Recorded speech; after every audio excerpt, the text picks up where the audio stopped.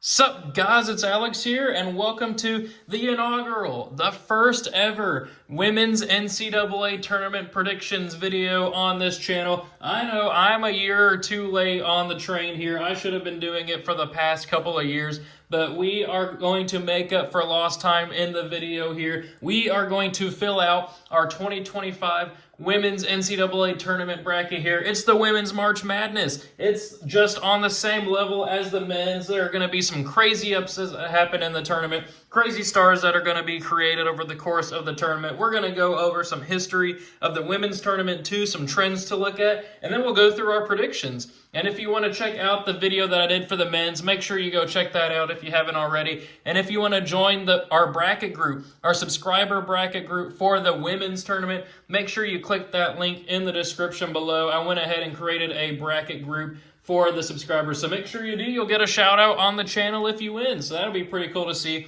But before we get into our actual predictions and kind of walk through the regions, who I think are going to win, what upsets we'll see, we got to take a look here at the tournament history here. So the women's tournament is tournament history is a little bit different than the men's. It feels a little more top heavy, not as many lower seeded teams making a run, and you can kind of see it here by the tournament history here. Whenever it first expanded to 64 teams back in 1994, there's only been one 16 seed that has beaten a 1 seed, and you can see it right there. It was 1998 Harvard that ended up moving on. There's never been a 15 seed that's beaten a 2 seed. I don't think that's going to happen again this year. There's never been a 14 seed that's beaten a 3 seed.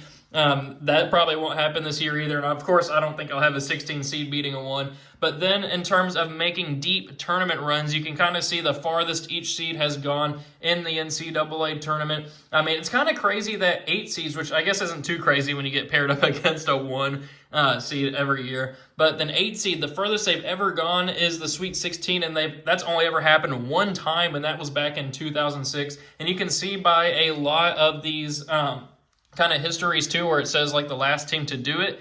I mean, unless you're a top 3 seed, you just don't go very far in the women's tournament. I mean, a number 4 seed hasn't been since 1994 that they made it to the championship game. Same thing, just kind of scrolling on through there. 2017, Oregon's the most recent team to go on a crazy run, you can see, as a 10 seed in the Elite Eight. But you can see even the champions. We have never had a women's champion that was below a 3 seed. Obviously, 1 seed's 23 times, 2 seeds 4 times, 3 seeds 3 times.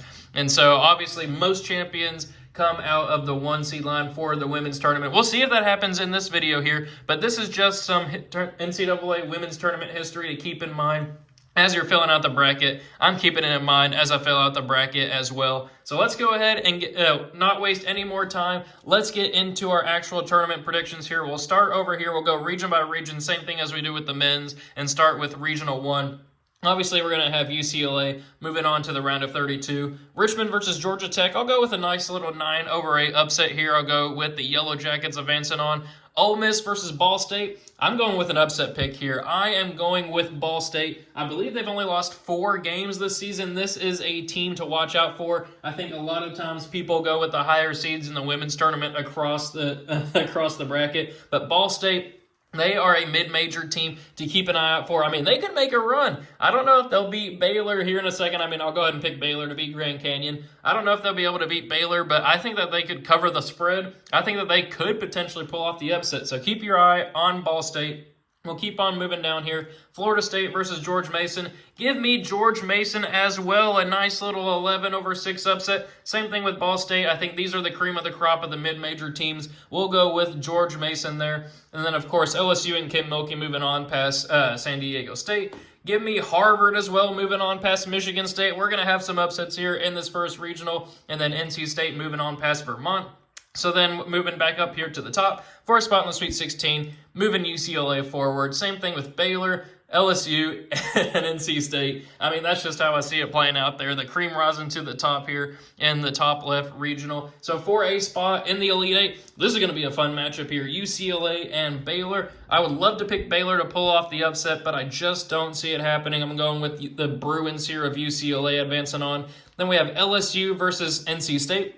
Give me LSU pulling off the 3-2 upset, and then give me LSU advancing on to the Final Four out of this regional, knocking off the #1 overall seed. Maybe I'm giving LSU too much name recognition with Kim Mulkey, but I feel like this team has been playing not as much to their potential in SEC play as they probably should be, but I think in time for the tournament, they are going to step it up here. They'll knock out the #1 overall seed. This is not to disrespect UCLA. They deserve the #1 overall seed with the way that they've played this season. But give me the Tigers. It's March Madness for a reason. You got to have some upsets if you want to make a difference in your bracketology. Give me LSU moving on. So we'll move over here to the top right regional. South Carolina moving on past Tennessee Tech. Then give me Indiana. Actually, no, I'm going to switch that over to Utah to move on past Indiana. Then give me Alabama moving on past Green Bay. Maryland taking care of business against Norfolk State. I am going to go with West Virginia here, moving on against the playing game. Same thing with North Carolina over Oregon State. Then as we scroll down, give me Oregon pulling off the slight 10-7 upset over Vanderbilt, and then Duke beating Lehigh. So then for a spot in the Sweet 16, keep moving Don Staley's squad forward, past Utah there. I mean, South Carolina's just going to dominate until at least the Sweet 16, maybe even Elite 8. Then we'll go with Maryland here, taking care of business against Alabama. Then we're actually going to go with West Virginia pulling off the 6-3 upset over North Carolina. ACC is absolutely loaded in the women's tournament this year, but give me West Virginia. I think that they're a little bit underrated as a 6 seed in the women's tournament. And then we'll go with Duke here, moving on past past Oregon to play West Virginia. Then for a spot in the Elite 8, give me South Carolina moving on past Maryland. Give me Duke advancing on past West Virginia, and then South Carolina to the Final Four. I mean, that just feels too easy of a path for South Carolina here. It feels chalky to have South Carolina in the Final Four, but they're the defending champions for a reason. I think this squad is set up for success, easily making the Final Four out of that region over there. So we'll move on down to the bottom right regional with Texas moving on past that play-in game. Illinois and Creighton. Give me Illinois. The Lady Vols of Tennessee. I have them getting upset by South Florida. Tennessee just hasn't felt the same a little bit this year in terms of the women's tournament. I got them being upset by South Florida here. I mean, Tennessee, a legendary program, but they're just not playing up to par, or up by Tennessee standards, I would say. Give me South Florida, kind of similar to George Mason, and I forgot the other team already that I had making a run. That's at Ball State. I don't know why I forgot about that. But give me South Florida making a similar run. Then we'll have Ohio State moving on past Montana State. Michigan taking care of business against the playing game. Notre Dame, same thing. Then the Louisville Cardinals. It's been a down year for Louisville. They're typically a 1 seed or a 2 seed. Obviously, seeing themselves as a 7 seed this year, just a down year for the Cards. Maybe they can make some noise, but probably not this year at least. And then TCU. This is going to be This is going to be a narrative game right there. TCU versus Louisville. Haley Van Lith facing her old squad. But then for a spot in the Sweet 16, we're going to have Texas here moving on past Illinois. Ohio State taking care of business against South Florida. Notre Dame moving on past Michigan. And then TCU, Haley Van Lith getting their win over Louisville and the Cards. Then for a spot in the Elite 8, give me Texas and give me TCU advancing on there. But then give me TCU advancing on to the Final Four. So right now, out of 3 regionals, we only have one seed in the Final Four, South Carolina. So not all chalk here. Keeping in line with the trends of the tournament to where it's still higher seeds, but not all chalk. It's easy to put all 1 seeds in the Final Four for the women's tournament, but I don't see it playing out that way. So we'll move on down here to the final regional.